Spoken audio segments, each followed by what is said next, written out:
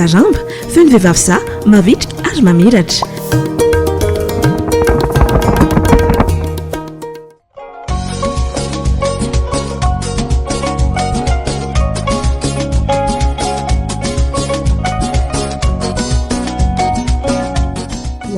Miaraba ny fandaharana saramba dia miaraba ihany koa ny mpanaraka rehetra. Ny tenako dia Madame Ravaka, responsable ao amin'ny atelier de confection Tiara. Tiara dia marika malagasy iray izay manasongadina ny vokatra vita malagasy.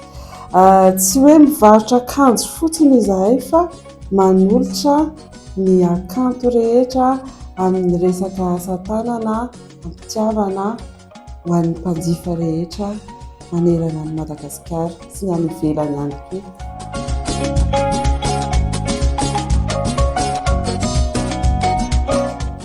Tsy hoe ny vita malagasy ny lafo fa misy lanjany ao anatin'io vokatra malagasy io. Misy ny fotoana, misy ny asa natao ampitiavana, misy ihany koa ny fianakaviana maro izay mivelona ao anatin'io. Dia rehefa mahafantatra izay lanjany izay ny mpanjifa dia mahafantatra ho azy ihany koa hoe tsy lafo ilay vokatra fa misy lanjany.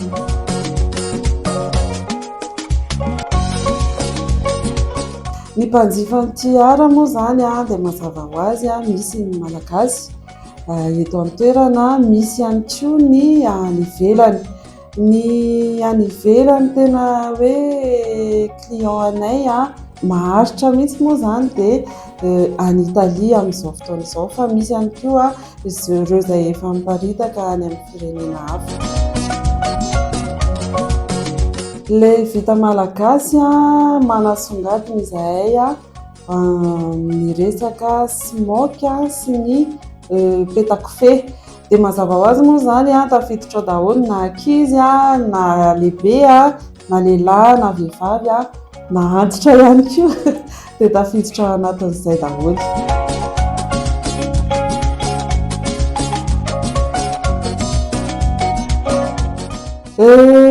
Nisy fotoana izahay vao nanomboka mihitsy ny sokatra kelikely ny orinasa dia nandeha ny lancement moa izany mazava ho azy. Dia tena izay nisy client izay nanome fatokisana anay hoe afaka manao ve nareo akanjo sy 1000 pièces. Teo izay ny salasala satria ny fitaovana tsy mbola hoe mahampy ho amin'izany ny mandeha koa ny kajikajy isan-karazany mieritreritra izay fa tsy ho possible mihitsy ny ahavitanay an'izany zavatra izany.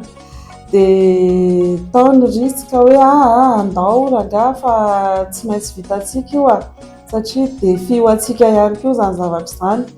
Dia rehefa nikandoha teo izahay tao anatin'ny fianakaviana dia raikitra ihany hoe ho atao ilay izy.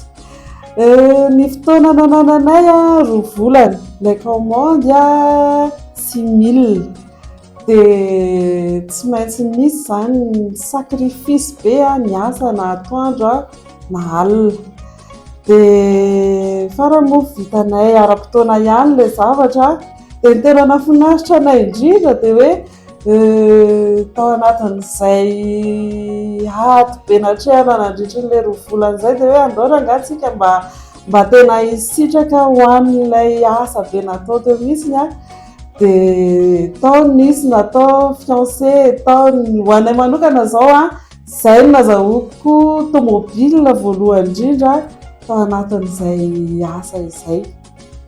Dia nahafinaritra kely moa izany ny hafaran'ilay izy satria nisy valiny ilay ady natao.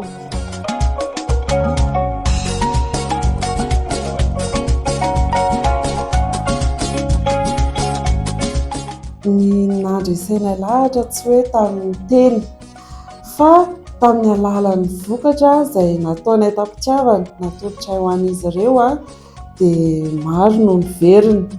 Ary izay ihany koa ny fanajana sy ny kalitao dia anisan'ny pasiporinay lehibe anankiray izay iverenan'ny mpanjifa ny ivelany indrindra amin'ny vokatra vita malagasy.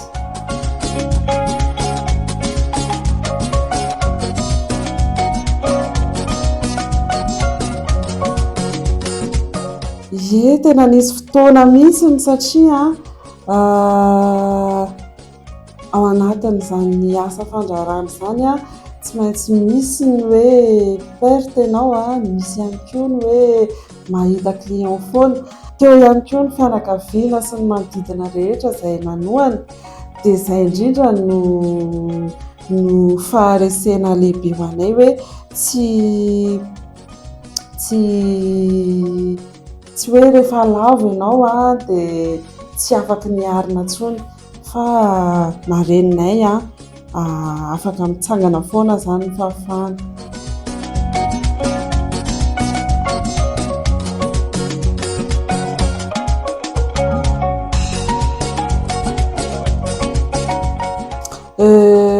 Tena torohevitra aza miandry hoe misy ireny volangeza be eo vao afaka hanomboka zavatra, afaka hiatombohana tsara mihitsy izany vola hoe 100 000 ariary izany amin'ny alalan'ny fampiofanana ohatra ny tenanao, afaka mianatra, afaka mividy an'izay akora fototra mety ho azon'ny volanao satria be da be amin'izao ny fianarana zaitra mandeha par module, dia afaka ohatra hoe mianatra anankiray mampitombo an'iny ianao manatsara dia mividy akora fototra dia miezaka manatombo tsikelikely eny.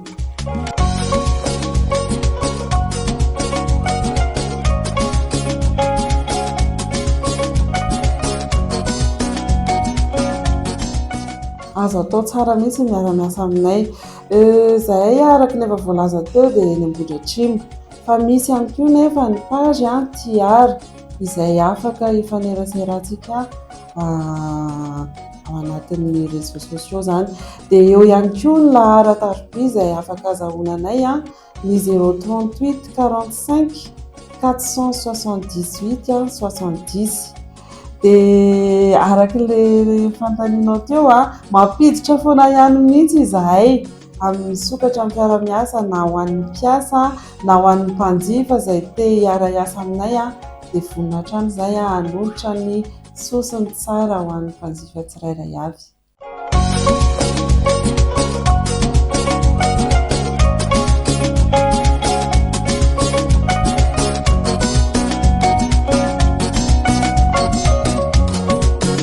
Ny vina lehibe dia mba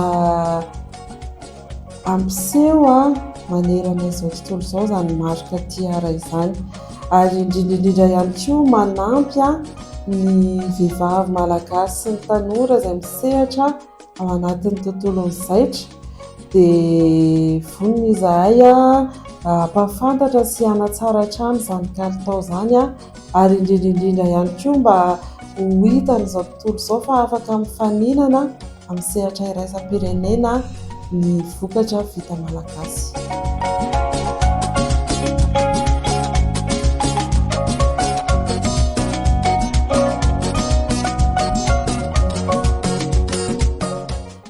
Miafatra ho antsika mpijery, indrindra ho antsika vehivavy moa izany, dia antsika vehivavy no hery manosika ny fiovana.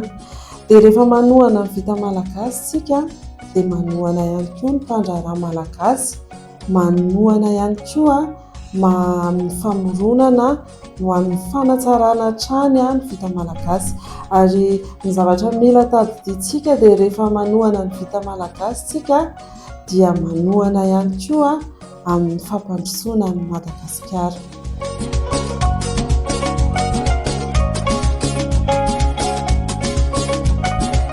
Dia misaotra indrindra ho an'ny fandaharana saramba izay nampiatrano anay, ary misaotra be da be ho antsika mpanaraka rehetrarehetra. Eto foana izahay vonona ny karakara anareo amin'ny fitiavana raha misy zavatra tianareo atao amin'ny resaka momba ny tontolon'ny zaitra sy ny vita malagasy.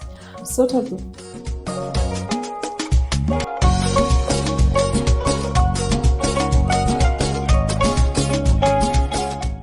Saramba, feno vehivavy za mavitrika ary mamiratra.